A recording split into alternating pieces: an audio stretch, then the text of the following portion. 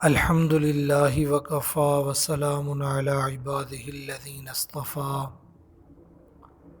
اما بعد اعوذ باللہ من الشیطان الرجیم بسم اللہ الرحمن الرحیم انا اعطیناک الکوثر فصل لربک وانحر ان شانئک هو الابتر صدق اللہ العظیم۔ اس سورت کا نام ہے سورۃ الکوثر۔ مشہور قول کے مطابق مکی سورت ہے، 3 آیتیں ہیں اور ایک اس سورت کا رکوع ہے۔ قرآن مجید جس ترتیب سے لکھا ہوا ہے اس ترتیب سے یہ سورت 108 نمبر پر ہے۔ جس ترتیب سے قرآن مجید نازل ہوا اس ترتیب سے یہ سورت 15ویں نمبر پر ہے، یعنی 14 صورتیں اس سے پہلے نازل ہو چکی تھی، اس کے بعد پھر یہ سورت نازل ہوئی۔ اس سورت کے 10 کلمے ہیں اور 42 اس سورت کے حروف ہیں۔ پورے قرآن مجید میں سب سے چھوٹی سورت یہی سورۃ الکوثر ہے، جو تقریباً مسلمانوں کو یاد ہوتی ہے۔ پہلے اس کا آسان سا ترجمہ سماعت فرمائیں۔ اللہ سبحانہ و تعالی نے فرمایا، انا اعطیناک الکوثر، بے شک ہم نے آپ کو کوثر عطا فرمائی، فصل لربک وانحر، آپ اپنے رب کے لیے نماز پڑھیں اور قربانی کریں، ان شانئک هو الابتر، بے شک آپ کا دشمن وہ ابتر ہوگا، بے نام و نشان ہوگا۔ اس سورت کا نام ہے سورۃ الکوثر۔ کوثر اہل عرب کوثر کسے کہتے تھے، اس کی تفسیر میں باتیں آئیں گی کہ کوثر سے کیا مراد ہے۔ عرب کے لوگ کوثر اسے کہتے تھے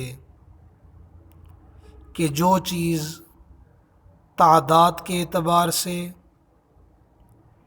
جو چیز مقدار کے اعتبار سے، اسی طریقے سے برکت کے اعتبار سے اور مرتبے کے اعتبار سے جو زیادہ ہو اس کو عرب لوگ کوثر کہتے تھے۔ اب یہاں پر کیا مراد ہے، اس پر ویسے علماء نے اس کے کئی مطلب لکھے ہیں تفسیر میں کہ ہم نے آپ کو کوثر عطا فرمائی۔ بعض نے لکھا اس کے متعلق تقریباً 26 قول ہیں کوثر کے کہ کوثر سے کیا مراد ہے۔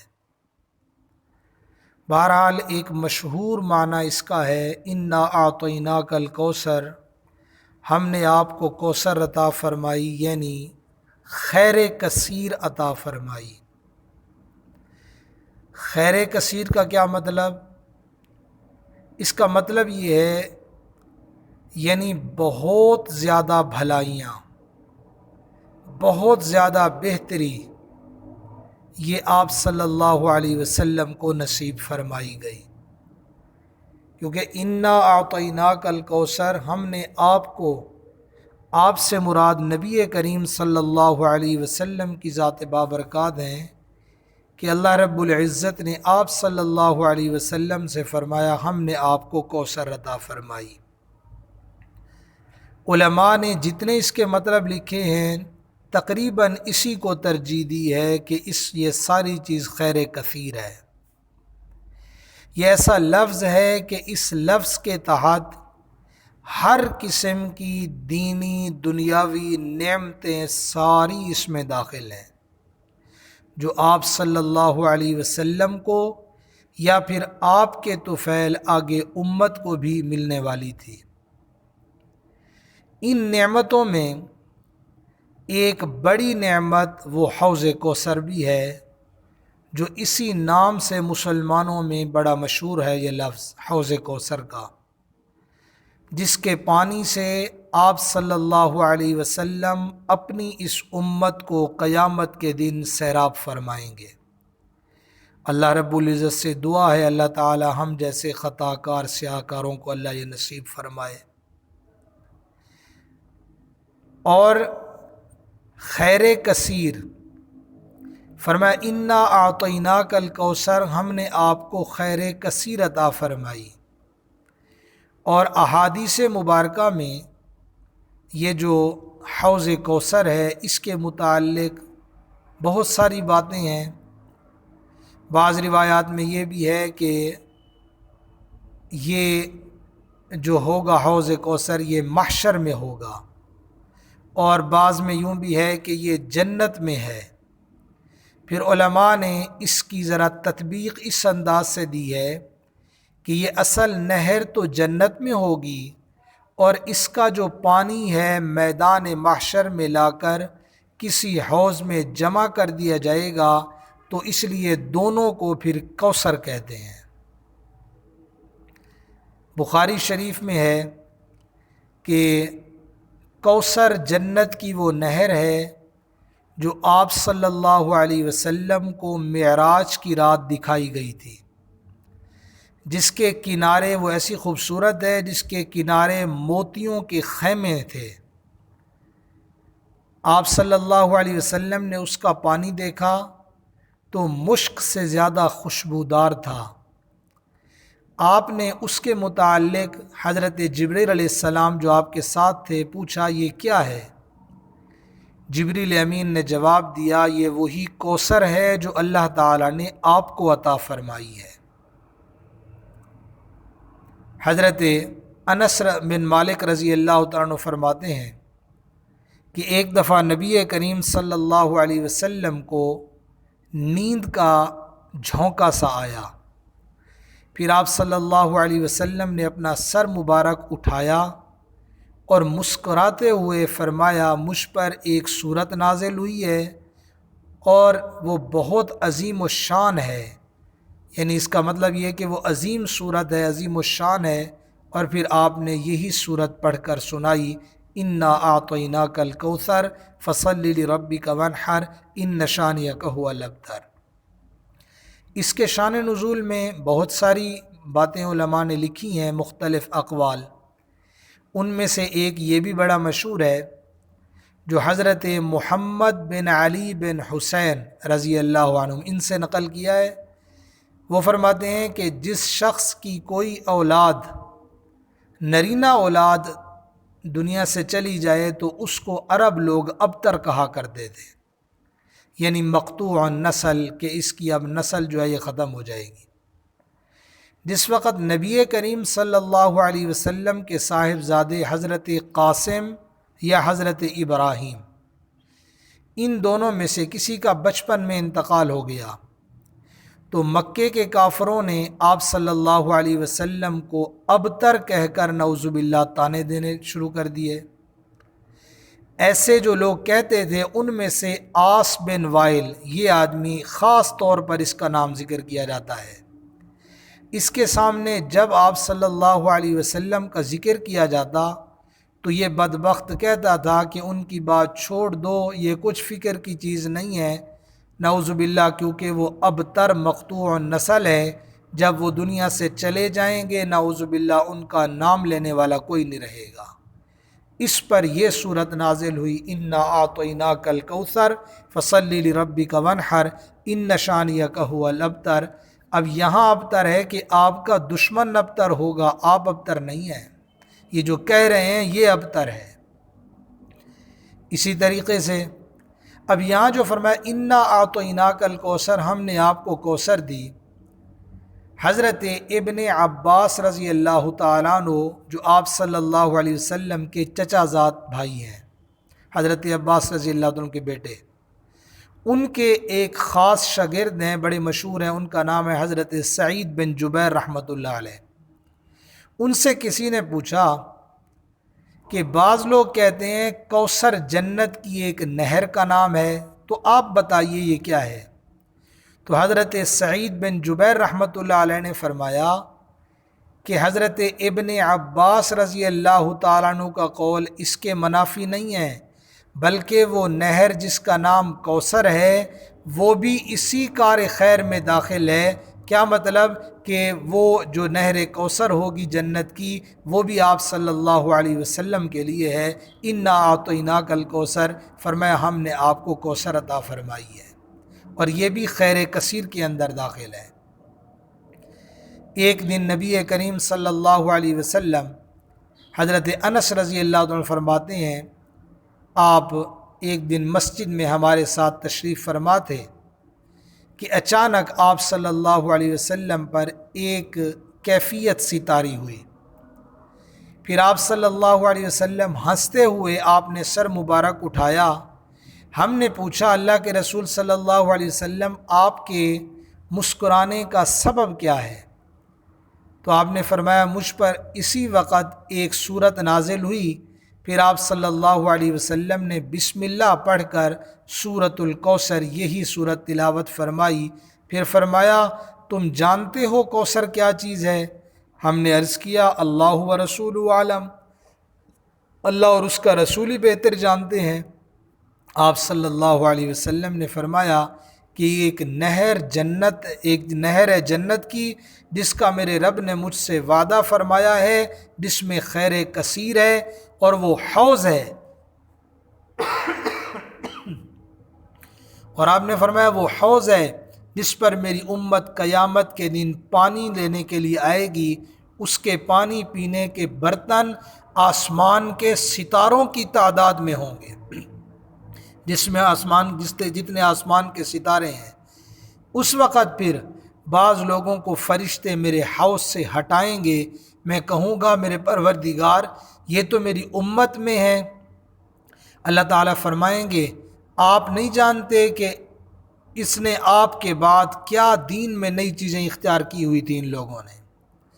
یعنی ایسے لوگ جو دین میں گویا نئی چیزیں داخل کرتے ہیں جن کو بدعات کہا جاتا ہے، ایسے لوگوں کے لیے قیامت کے دن بڑی رسوائی ہوگی کہ حوض کوثر سے فرشتے ان کو ہٹا دیں گے۔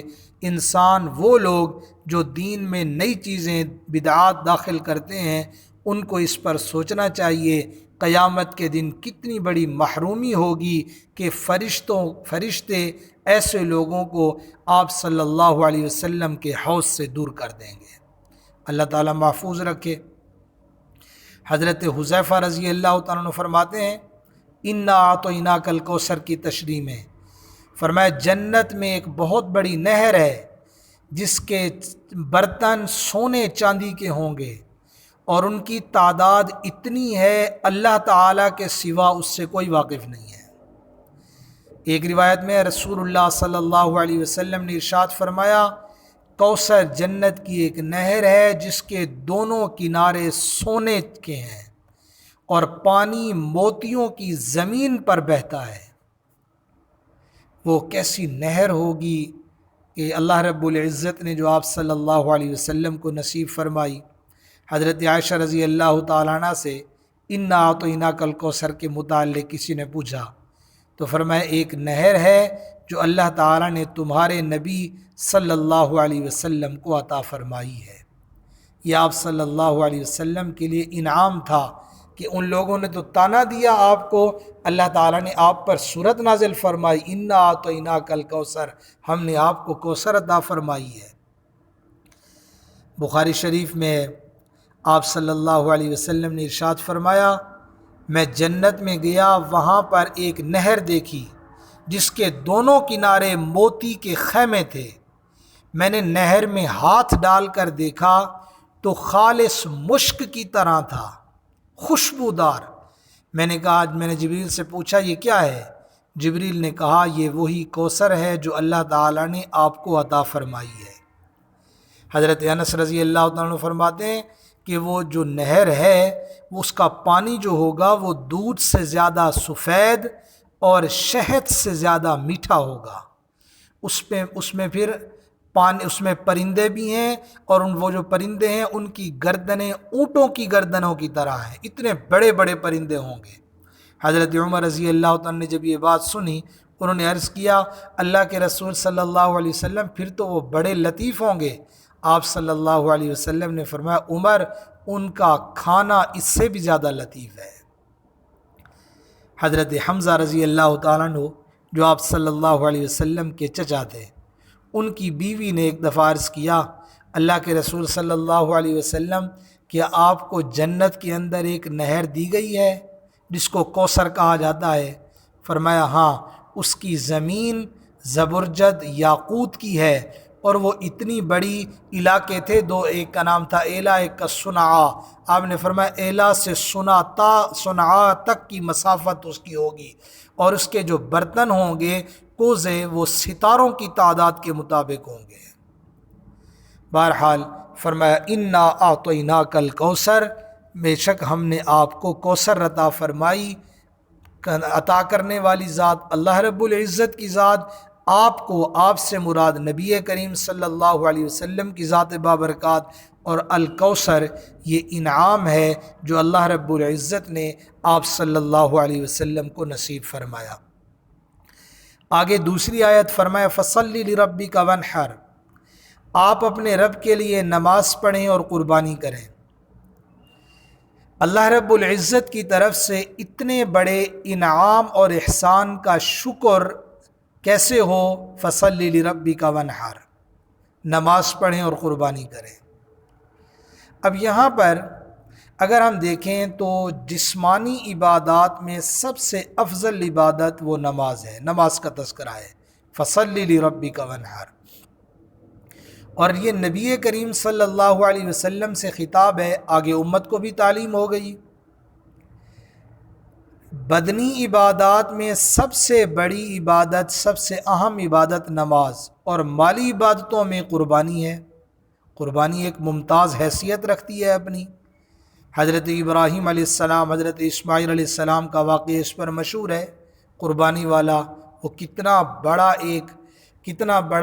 کتنا بڑا عمل ہے جو حضرت ابراہیم علیہ السلام نے، ان کے لیے کتنا بڑا امتحان تھا جو انہوں نے کیا۔ اللہ رب العزت نے ان کو اس پر پھر انعام بھی عطا فرمایا۔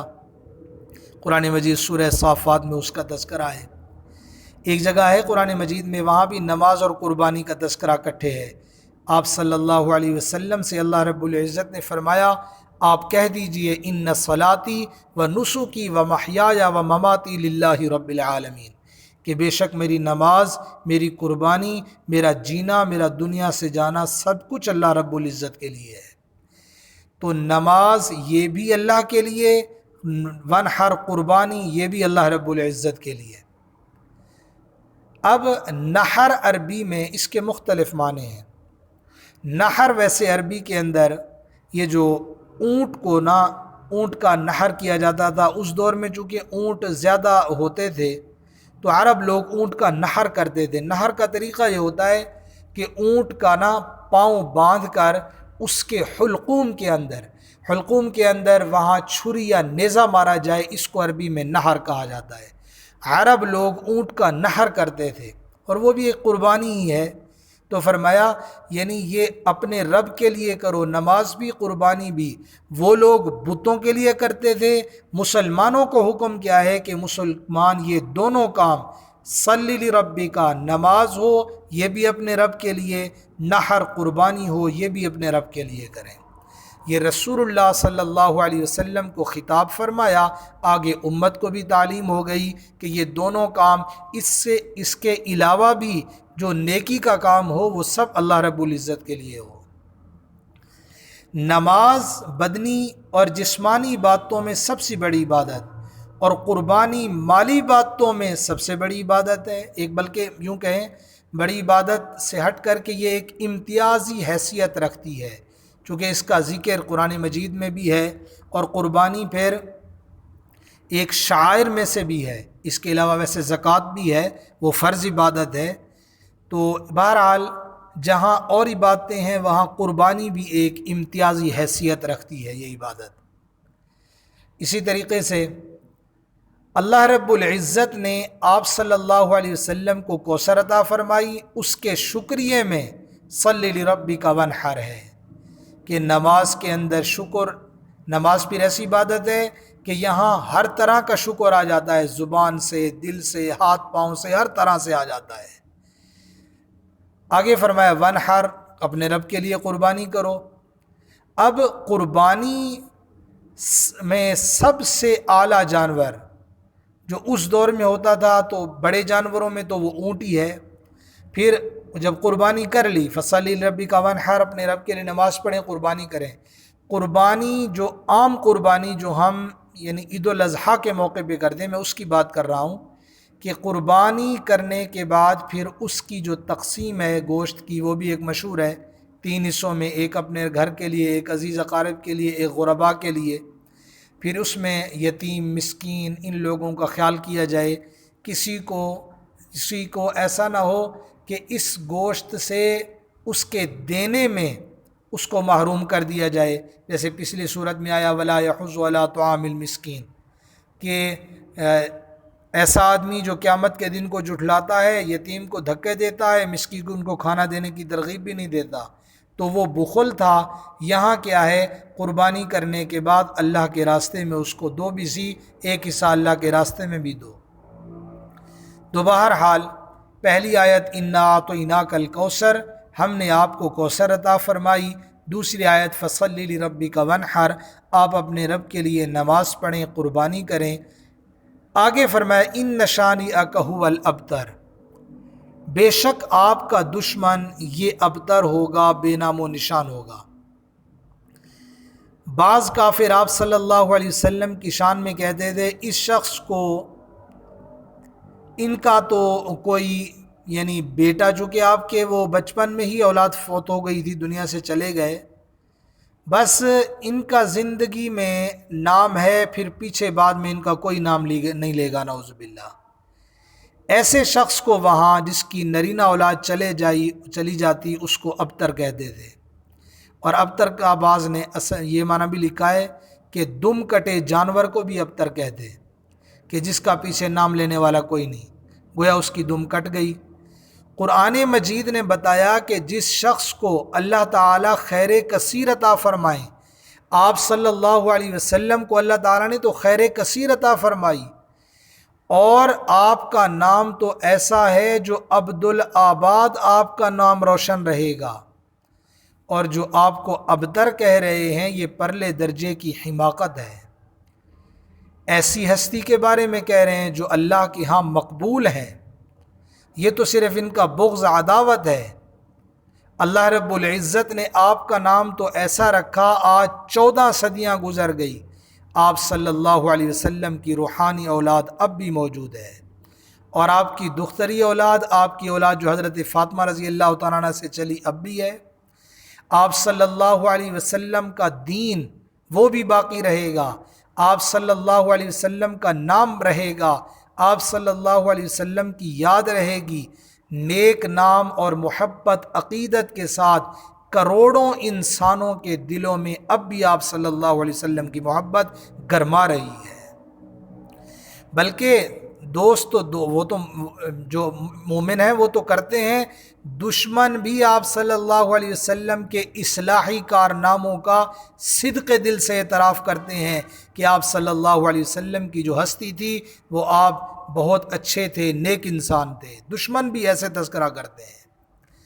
پھر دنیا سے جانے کے بعد آخرت میں جو آپ کا مقام ہے، مقام محمود، جس کا قرآن میں بھی ذکر ہے، مقام محمود، آپ صلی اللہ علیہ وسلم وہاں کھڑے ہوں گے، اور جو مقبولیت آپ کو عطا کی جائے گی، اور وہاں پر آپ کا جو مقام ہوگا کہ آپ سر سجدے میں رکھیں گے، مقام محمود، پھر شفاعت کبریٰ، یہ ساری چیزیں اللہ رب العزت نے آپ صلی اللہ علیہ وسلم کو عطا فرمائی۔